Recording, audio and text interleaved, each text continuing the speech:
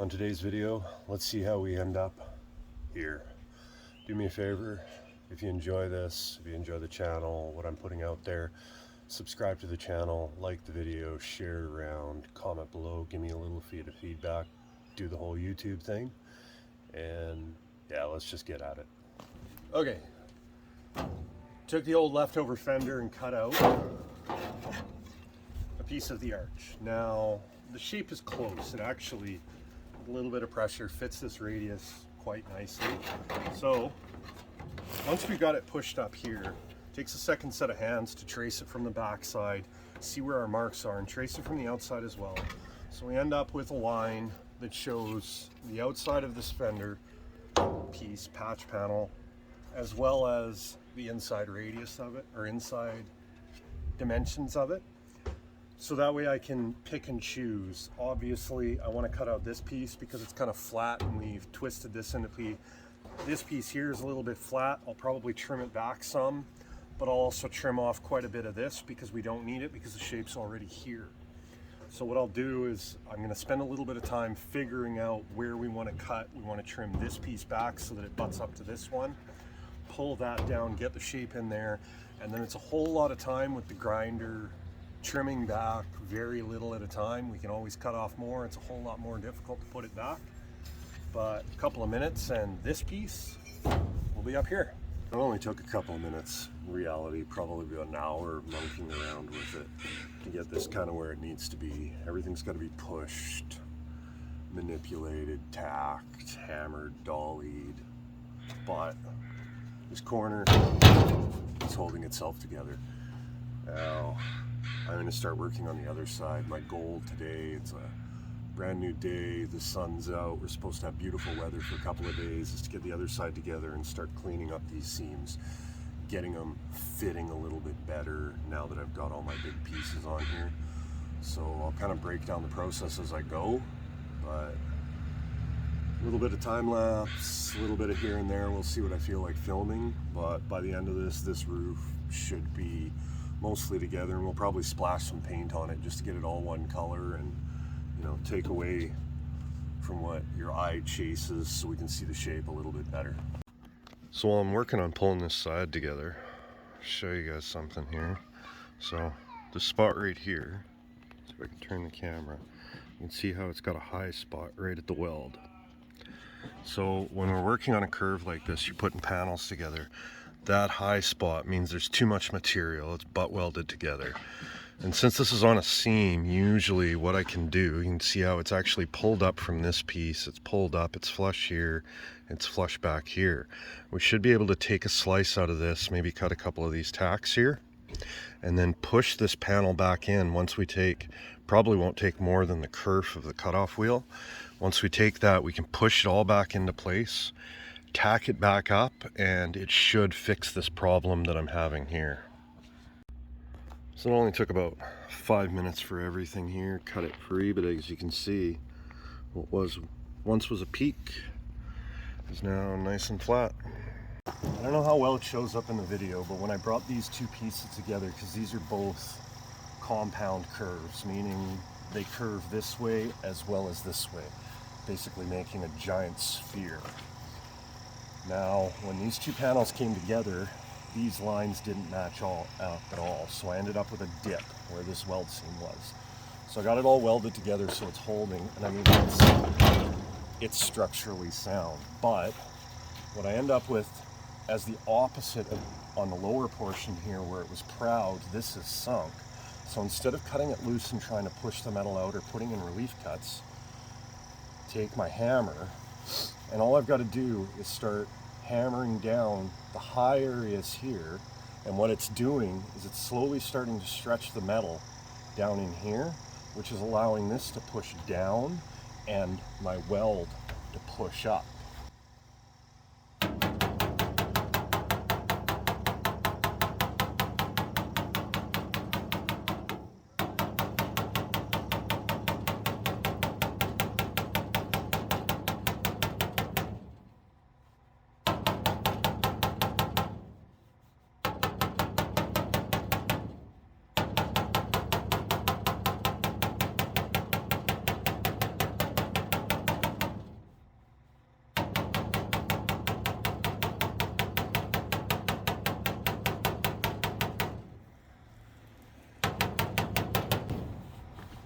Now, the camera probably isn't picking it up, but legitimately I'm not hitting it very hard at all. It's barely any more than the weight of the hammer.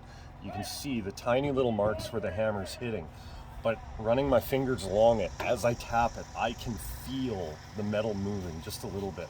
And now, I've worked it a little bit before I turned on the camera, but now it's getting to the point where this is starting to be a flowing curve, and I can start working down to these other seams. I'm going to weld them out, grind the weld down, and then I'm going to work these areas here to bring this seam up the same way that I'm doing right here. I finished recording the last little clip, started working on this seam up here, and I realized that any body guys that are watching this are probably tearing their hair out at my terminology or my lack of understanding. Because as I explain that, you know, this needs to stretch to pull this up. In reality, the problem is that this is all overstretched because of the compound curve. So technically what needs to happen is this needs to shrink. So I don't know if that's what I'm actually doing. I'm not formally trained. I've taught everything I know myself. I've just spent hours upon hours upon hours moving metal where it needs to go. But what I do know is that by what I was doing, it was forcing this down and bringing this up. So when I welded this seam, this one was a little bit low the entire length.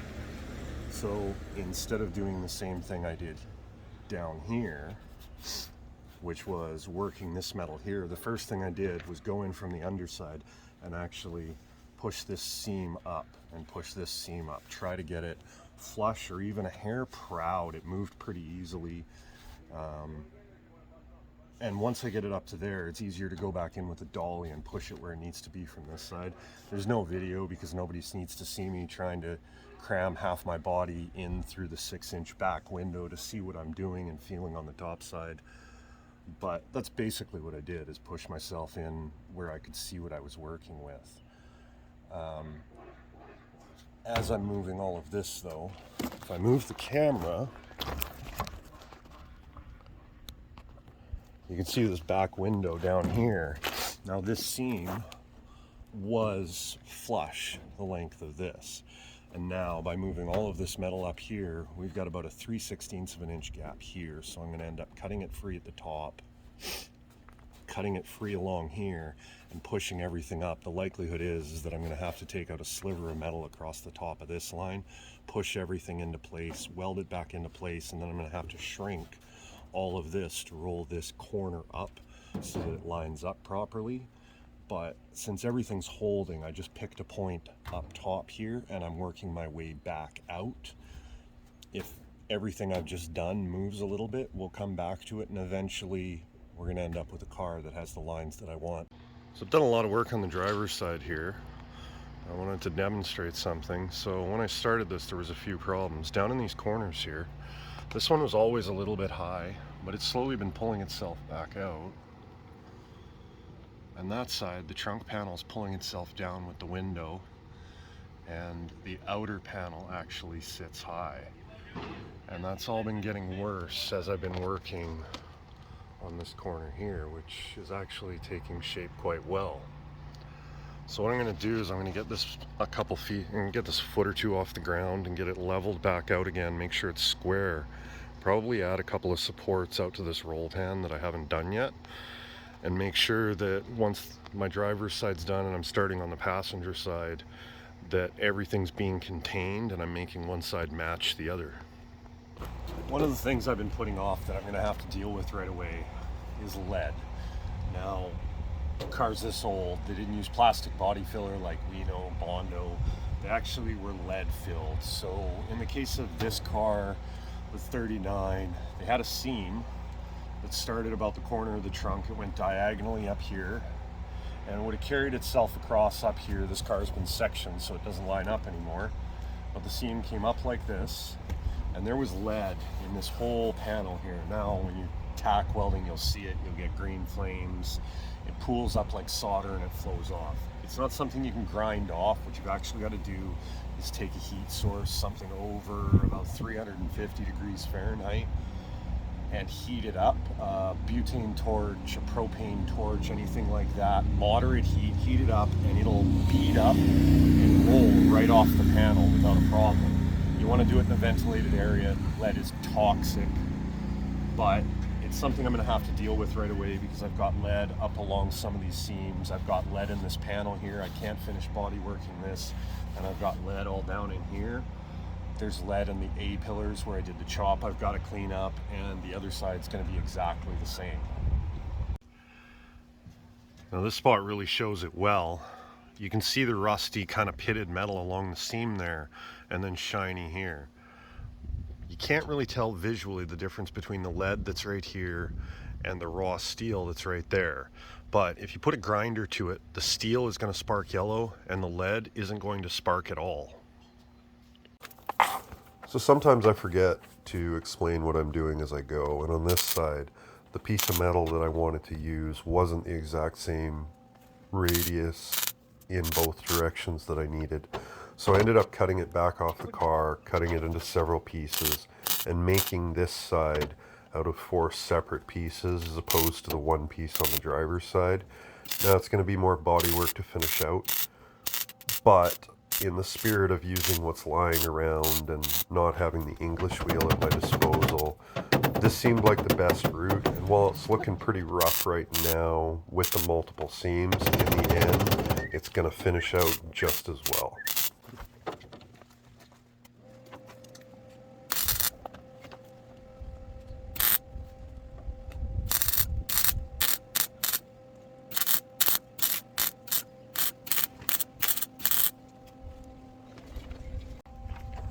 So since I'm a big fan of instant gratification, I decided I'd start putting the window frames back in. You know, it kind of finishes out the opening even though I'm not done everything up here. The biggest problem is obviously that this started out as this is a 2-door car. The rear from the 4-door that's been angled, the doors are off a 4-door, nothing quite fits, and to top it off, I misplaced one of the rear doors in the move. So we're going to try and piece these together from the front doors, which gave me this piece. But obviously, this does not fit here. We're going to have to move some metal around. And it's not quite going to be long enough because I need a section here. I've got one rear door from the other side that I can steal some of the upper channel from and fill in the gaps that I'm missing. So it's going to be a couple extra pieces. Normally, I would use the rear door section, weld it right into here. So this is kind of closer to chopping a 2-door car originally and having to make it up. But I'm pretty sure I got enough metal to make this all fly. We're just going to have to change all of the angles in here, open this one up, close this one, and piece this all back together.